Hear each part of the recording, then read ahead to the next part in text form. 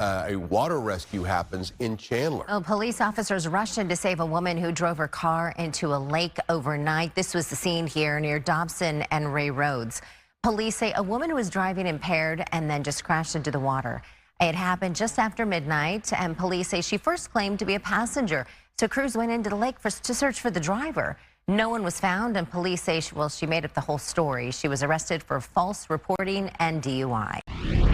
Phoenix police are looking for a teenager who was kidnapped from his home during an armed home invasion that happened early Monday morning. This all happened near 88th and Indian School Road. One person was shot during this whole thing before the two suspects forced the teen into a vehicle and drove away.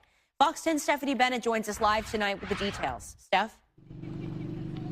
Good evening. Yeah, police are desperately searching for that teenager and the suspects involved. So far, they have not heard of or seen them since, but they're asking for the public's help trying to find them. For now, that man that was shot, police say is going to be okay. Investigators going door to door trying to piece together what happened after an armed kidnapping earlier this week. A neighbor in the area who wanted to remain anonymous for his protection says he saw it all happen from his bedroom window. I was awake around like 2-ish talking with friends on the phone, and then I hear gunshots. It all happened around 3:15 Monday morning. Phoenix police say two men armed with a handgun and a rifle seen here forced their way into this home where multiple people were inside. Once inside, they shot one man who was sleeping and kidnapped 17-year-old Jesse Saenz Camacho. We want to put on everybody's radar to please keep an eye out for these individuals and also for Jesse. The two men forced Camacho into a dark-colored sedan and drove off. Any information you have, again, we don't suggest that you approach these individuals, but again, just give us whatever information that you have so detectives can work those leads and again, hopefully be able to bring Jesse home safe and hold these individuals responsible for what they did. For now, neighbors hope for his safe return. That is crazy because I went to school with him last year. It was one of my neighbors and it was around my neighborhood, and I never thought something like that would happen on here. Yeah, for now, police are asking anyone with information to get in contact with them directly or at Silent Witness 480-WITNESS. Reporting live tonight in Phoenix, Stephanie Bennett, Fox 10 News. Yeah, and it's a news alert we're following for you. It's the end of a chase down south of the valley on the eastbound side of Interstate 10. Live pictures from the scene for you here. So it looks like this was a pursuit of a stolen vehicle. It's interesting they're opening up the hood right now, maybe just trying to make sure firefighters that it's not going to ignite or something like that. Went down south to Eloy, ended about 20 miles south of the valley. Yeah, and what we're hearing, the people we're seeing getting out of the car, being taken into custody. The newest information that we're receiving here from the authorities at this hour is that it was a suspected stolen vehicle, and they tried to pull the driver over. They did not, and that's when the pursuit started. And once these two people came out of the car, it looked like a young person, like a 13, 14-year-old young man, and then an adult male as well. Once they exited this vehicle, it really is amazing they were able to survive the rollover. They then now are being taken to the hospital to be checked out and then eventually booked into custody. Yeah, the chase got pretty hairy too. DPS was being aggressive. They tried to bring in that grappler. Here we go. We'll show you the end of the chase here. But you can see at one point they almost had the car surrounded. It looks like it's one of those Nissan Muranos or something, one of those crossovers, a small crossover. And one of those vehicles, one of those DPS troopers has what they call the grappler, where it comes out and actually grabs the wheel, and the chains or straps basically disable the rear end of the vehicle. But look at that, passing on the right-hand side at a high rate of speed. It's very easy to lose control, and that's exactly what happens here. So they go over here to the right. You can see that trooper's vehicle comes over and kind of cuts them off, and then watch this.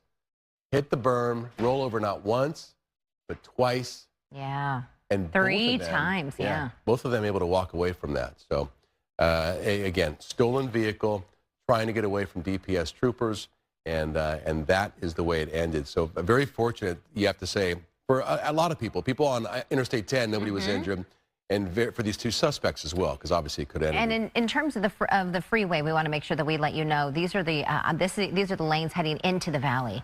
So heading westbound on the I-10. So if you're coming from, let's say, Eloy, maybe down through Tucson, the I-10 heading into Phoenix is closed at this hour because of the investigation. But we'll keep you updated throughout the morning as well. But it was quite the ordeal this morning. Right. Okay. But everybody walks away. I want to get back to the breaking news we had at the top of the hour. A triple shooting is under investigation right now in Mesa. This is all unfolding in the area of Temple and Broadway. Let's head out to Marissa Sarback. She's there on scene. Marissa. Linda, Brian, we were just briefed by the PIO here, Sergeant Encinas, just moments ago. So we're working to gather some of that sound so that the audience here can hear that. But I do want to give you just an idea of what he talked to us about. He said there were a few calls for service out tonight in this neighborhood, Temple and Broadway. Right now, there is one lane shut down for Broadway. And as you can see, Temple is shut down as well. There's at least 20 cop cars here from Mesa PD. And at this point, he says that first call came in around 5:30 for a disturbance. There was something going on in this neighborhood. Cops left the scene, then later came back when they were called again at 7:30. As you can see, they are still on scene. He says they had chopper overhead just getting an aerial view to see what was going on at some point earlier. And he says this started with about 10 people and then escalated to about 20 to 30 people. Preliminary investigation is showing that this was between people in two different homes here on Temple and that a fight broke out between people out of both of those homes. It's hard to see, but there are about 20 to 30 people involved at least, but there are more people that are behind this crime scene tape. So it is very active right now. Detectives are on scene trying to interview people, find out exactly what happened and what started this fight.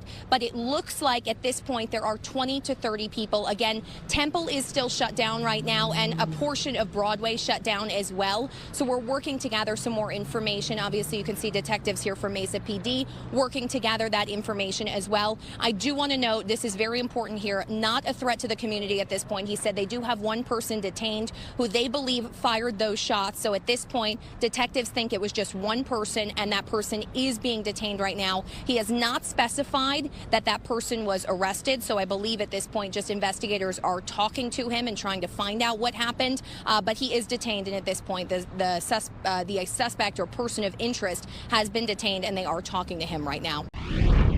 It's been more than 3 years now since a woman's murder, and her family still doesn't have justice. In 2019, investigators discovered a bloody crime scene at her apartment, but her body has never been found. Yeah, this is known as a no-body homicide, and Fox 10 investigator Justin Lum shows us where the accused killer may have placed her. And we do want to warn you, some of these details are graphic.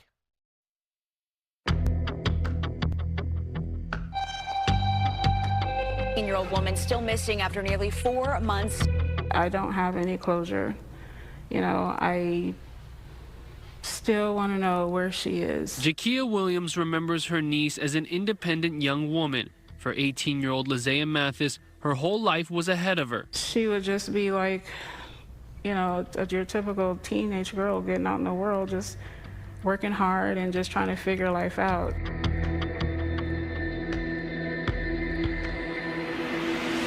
Before the 911 call, management at Lizea's apartment complex are ready to evict her for not paying rent, which is strange because she usually paid early or on time.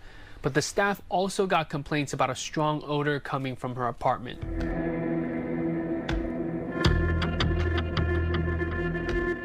There's blood everywhere, the walls, the floor, pillows. There's trash bags and cleaning products inside. There's burned incense sticks in the vents. But Lizea is nowhere to be found. The cleanup efforts are extremely lazy, and when you're dealing with somebody like that, you typically they're going to look for something easy to dispose of. Jeff McGrath is a private investigator working on the case.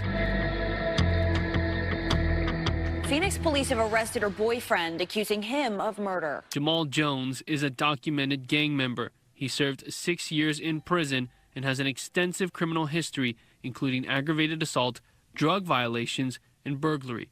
Court documents reveal Jones met Lizea as a child when he dated her mother before having a relationship with Lizea as a minor. In May of 2019, Phoenix police say Jones hit Lizea in the face with a handgun 10 times after telling her to abort her 17-week pregnancy. Jones would be arrested for the assault but released a week later despite being on probation. Police have since learned Lizea became pregnant twice by Jones and miscarried both times. In July of 2019, Glendale police say Jones's brother pulled Lizea out of her car, hit her, and Jones kicked her in the ribs while she was down.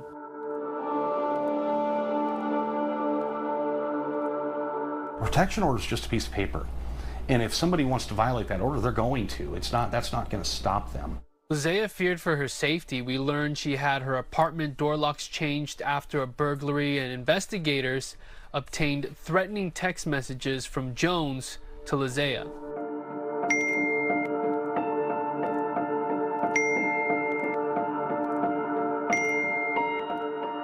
The evidence is gruesome. Investigators have already processed 2 cars, both of which have tested positive for the presence of blood. In September of 2019, investigators recovered 2 vehicles. One of them had been lit on fire at Lizea's apartment complex, and the trunk smelled like decomposition. The second car recovered is a Dodge Charger belonging to Lizea, abandoned and towed away from another apartment complex, and investigators say that trunk also smelled like decomposition. Swabs from inside would eventually match her DNA. They found air fresheners, a shovel, and cleaning supplies, including bleach and chlorine. Your destination will be on the right. Documents say on August 21st, 2019, the cell phones of Jones and his girlfriend pinged them on the Gila River Indian Reservation between 1 and 3 in the morning. What drew us to here was just the original ping, and we're going to start there and work out.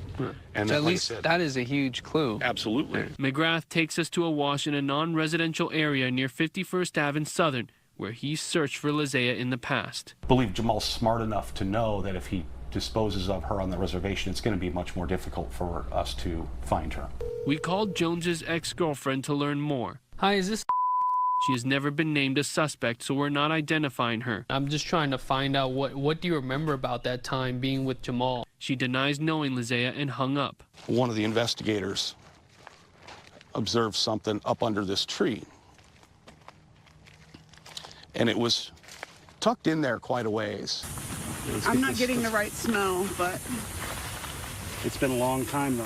A sleeping bag with dried blood. He keeps the evidence locked away in his office and says it tested positive for human blood, but can't get a response from Phoenix police to take the evidence. I asked Phoenix PD if investigators ever searched for Lizea here. The short answer, no, and the case agent declined to interview with us. Why that's not national attention, I don't know. One thing you look for in this situation is dirt that's been disturbed, that's not natural. Like this looks natural. McGrath says this is the last place Lizea's cell phone pinged before it disconnected from a cell network near her apartment at around 9:30 in the morning that August day. You're very confident that that sleeping bag is linked to this because of the blood? I'm confident it's linked to a body, a human body. Now, can I say with 100% certainty it's linked to Lizea? I can't say that.